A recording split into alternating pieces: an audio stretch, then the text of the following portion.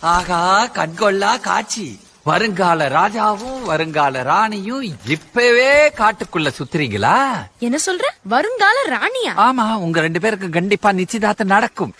அப்புறம் கெட்டி மேளம், அப்புறம் கல்யாணம். உனக்கு ஏதாவது புரிஞ்சுது? புரியலையா? நான் சொன்ன மாதிரி கல்யாணம் கண்டிப்பா நடக்கும். உங்க 2 பேருக்கும் தான். அது என்னைக்கும் நடக்க போறது நடக்கவே நடக்காது. நானும் ஃப்ரெண்ட்ஸ். அதுவும் இல்லாம அவளுக்கு காண்டாமிருகன்னா ரொம்ப பயம். ஒரு வாட்டி கூட மான சாப்பிட்டதே இல்ல. ஆனா அப்புறம் எப்படி அவனை கட்டிக்க முடியும் சாசு? போச்சு, குடியே கெட்டு போச்சு.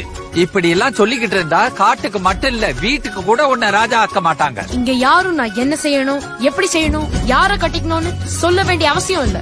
ஏன்னா கொஞ்ச நாள்ல நான் தான் ராஜா. சிம்பா, நாலாவ கட்டுறதுல இருந்து நீ தப்பிக்கவே முடியாது. நீ தப்பிக்கிறியான்னு பாரு. இங்க பாரு சிம்பா, சூரியன் வெளிச்சம் படுற இடம் எல்லாம் நம்ம ராஜ்யம் தான். நிஜமாவா? இது எல்லாமே வா? ஆமா, ஆனா ஒரு அரசனோட ஆட்சியும் அந்த சூரியன் மாதிரியே உதிக்கும் மறையும். ஒரு நாள் சிம்பா, என்னோட ஆட்சியில மறையிற இதே சூரியன் புது அரசனான உன்னோட ஆட்சியில உதயமாகும். அப்ப இது எல்லாமே என்னோடதாப்பா? இதெல்லாம் யாருக்கும் சொந்தமில்லை. ஆனா இத நீ அழியாம பாத்துக்கணும். அதான் பெரிய பொறுப்பு. ஆனா ஒரு ராஜானா எங்க வேணாலும் போலாம்ல, எதை வேணாலும் எடுத்துக்கலாம்னு நினைச்சேன். மத்தவங்க எல்லாம் கிடைக்கிறத எடுக்கிறதுக்காக தேடுவாங்க.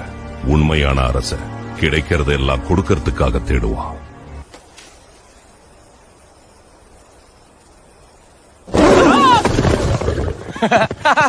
பட்டாம்பூச்சி நில்லு, எங்க பறக்குற? தோ படிச்சுட்டேன் பாரு, போகாத. ஐயோ சிம்பா, இது நீதானா? அந்த பட்டாம்பூச்சியை பாத்தியா? எவ்வளவு அழகா இருந்துச்சு. பிடிக்கிறதுக்குள்ள பறந்து போயிடுச்சு பாரு. நான் கூட உன்னை சிங்கம் நினைச்சிட்டேன். அது வேற மாதிரி சிங்கம். அதுக்காக நீ போலியான சிங்கம்னு சொல்ல வரல. ஆனா அது வேட்டையாடுற. நான் கிளம்புறேன். இப்ப நீ எங்க ஓடுற? என் கூட வண்டி சாப்பிட வரல?